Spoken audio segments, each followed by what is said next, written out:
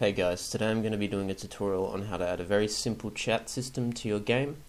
This will allow you to add multiplayer chat and give you quite a lot of control over what the output looks like, as well as not requiring any sort of additional plugin other than what your existing networking already does. So you're going to be handling everything yourself. For this scene, I've got a very simple scene set up. This is just an example scene. I have a TextMesh Pro text field, which I've changed to be a scroll rect, so you need to make sure your overflow is set to a scroll rect.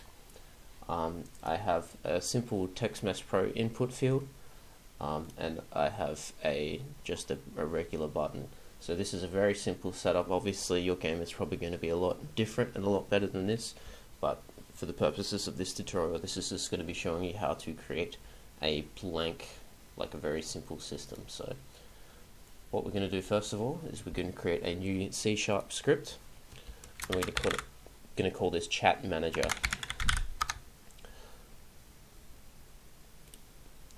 So we're going to go into our Chat Manager script, and we're going to declare a few variables.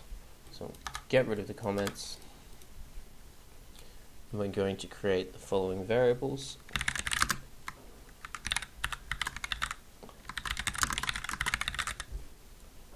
Now, of course, we're missing the dependency here, so we're going to go Alt-Enter.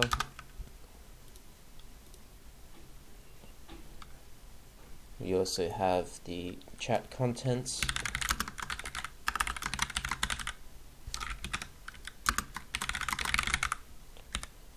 And now we're going to declare some private variables, which we're going to be using. Again, because I'm using Photon for this example, I'm going to be adding a Photon view component. If you're using some other sort of networking, the only thing that we're really going to need is the RPC functionality. So if you know what you're doing with networking, you should know what that means. Otherwise, again, if you're using Photon, you can pretty much copy this exact implementation.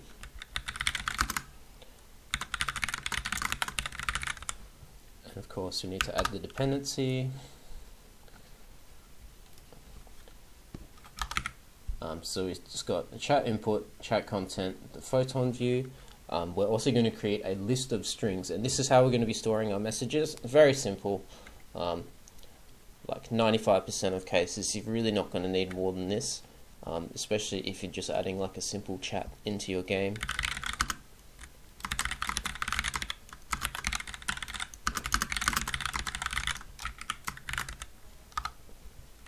And we're going to add a build delay.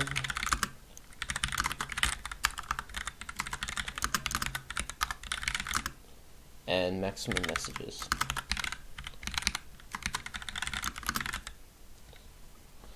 Okay, so this is all we're going to need for this simple example. And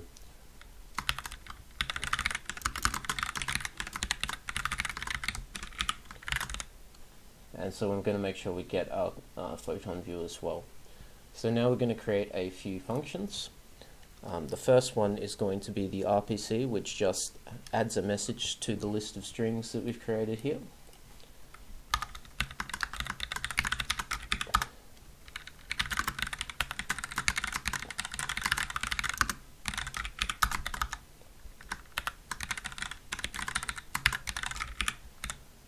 So extremely simple. As you can see, this RPC will be called over the network and just adds the message that you give it to all players' list of messages. On top of that, we're going to create 3 more functions. The first one we're going to create is the SendChat function, which is going to send a specific message.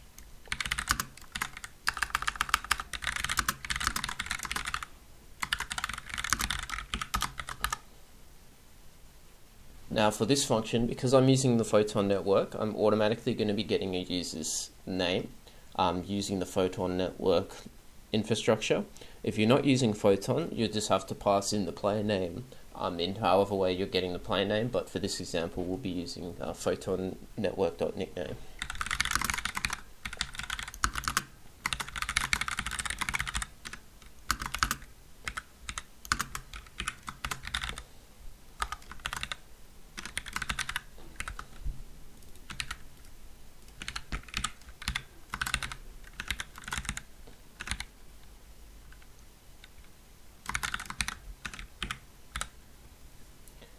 Alrighty, so very simple as you can see. We pass in a message that we want to send, we add the player's nickname, and then we pass it into all players, so they all add that message to their list of strings. The next function we're going to create is a SubmitChat one, which will basically take the context of the input and then send that as a message.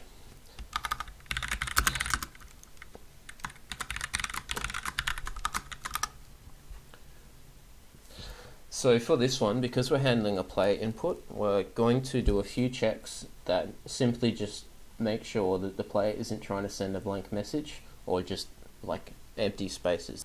It's a good way to get around some of the most common ways that people try to exploit this system. So we're going to create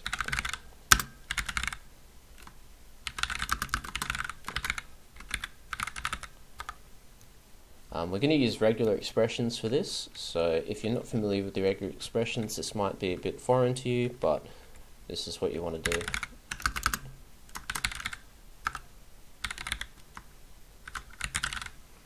You need to make sure we add the dependency as well.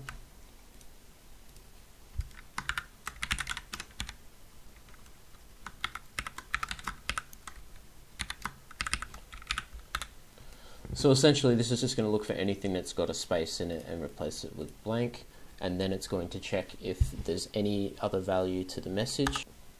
If there's not any characters in the message other than the blank characters, then it's just not going to try and send the message because there's no point.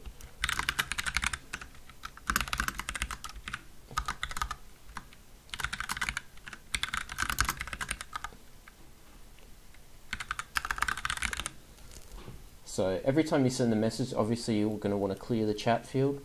Even if you try and send a message that's nothing but blank, you want to be clearing the chat field. And for this example as well, we're also going to activate the input field, just because it makes that a little bit nicer when you're trying to type multiple messages.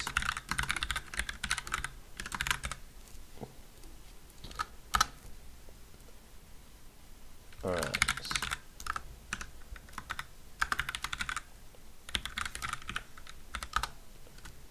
And again, I'm going to activate the input field and empty it. So very simple, just check if it's blank.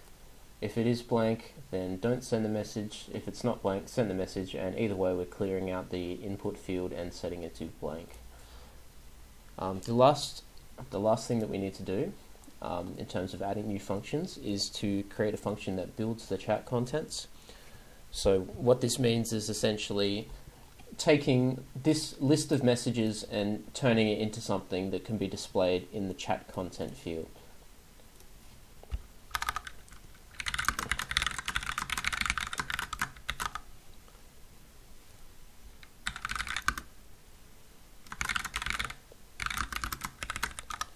So we're going to create a new string and then use a for each loop.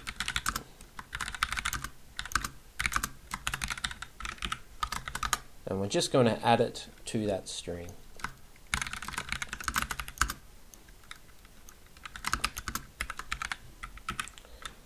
This, of course, being the new line character. So for each string that we have in messages, the contents of the message is the message and then a new line, and then it will keep going on to the next message over and over again until we've got the contents.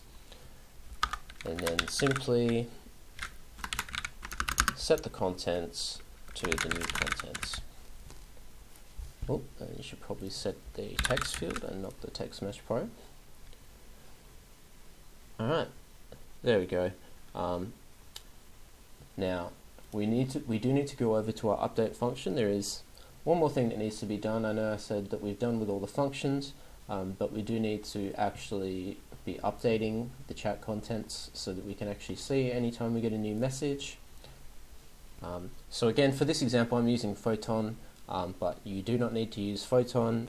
For this next example, you just need to make sure that you know how to check that you're in a lobby or you're in a room or whatever system your networking uses. You just need to make sure you're actually connected to the network.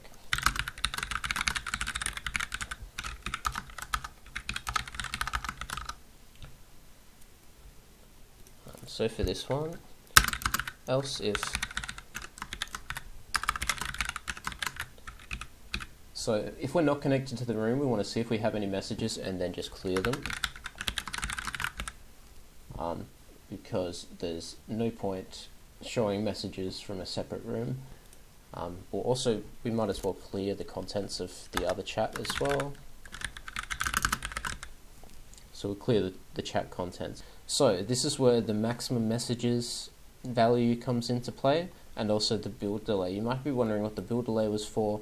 It's essentially just going to give a slight delay on updating the messages, so we're not updating at every single frame, which is when the update function is going to be called. There's really no reason for it to be updating every frame. It's just going to affect performance. So first of all,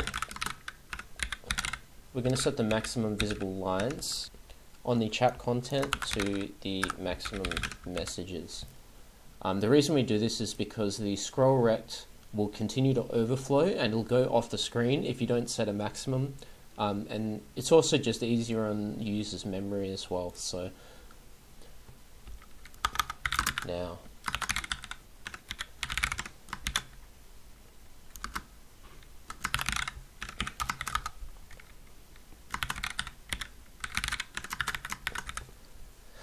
so essentially what this does is, if we've exceeded the maximum number of messages, we're going to remove message index 0, which is going to be the oldest message. So this essentially just makes sure that we've got a same amount of messages stored in memory and that we're always removing the oldest one at any given time.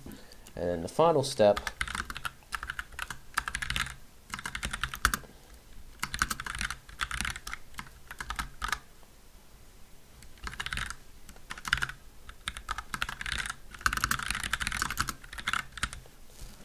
Alrighty, and that is the entire chat manager. Very simple. If the build delay is smaller than time.time, we're going to update the chat contents and then wait another quarter of a second. So that is the entire system. Very simple. So let's show you how to set it up. Alrighty, so back into Unity, we're going to create a new object and we'll call it Chat Manager. And we're going to add the Chat Manager script to it. Now, as you can see, we've got a few fields that need to be set. We want the chat input, which is going to be an input field, so we'll put chat message in there, and then the chat contents, drag that over. Now, for this example, we've got a button. We're also going to need to add an on-click function to the button. There are easier ways. If you handle like an enter press, for example, you can submit the chat that way, but for this example, we're keeping it extremely simple. So we'll drag over the chat manager and assign the SubmitChat function, which is going to submit the chat based on the chat message. So, and one thing I've also forgot to add is, for this example, because we're using Photon, we're going to need to add a Photon view as well. Alrighty, so now let's press play and see what happens. As you can see, it's cleared the contents of the chat. Type hello, and there we go. Example player 249 says hello. Yes. And if we type a lot of messages,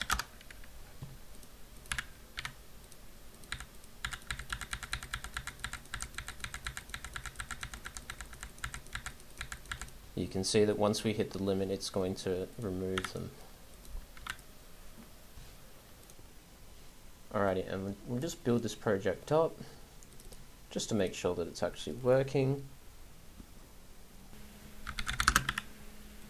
Test 1, and we can see we have a chat room.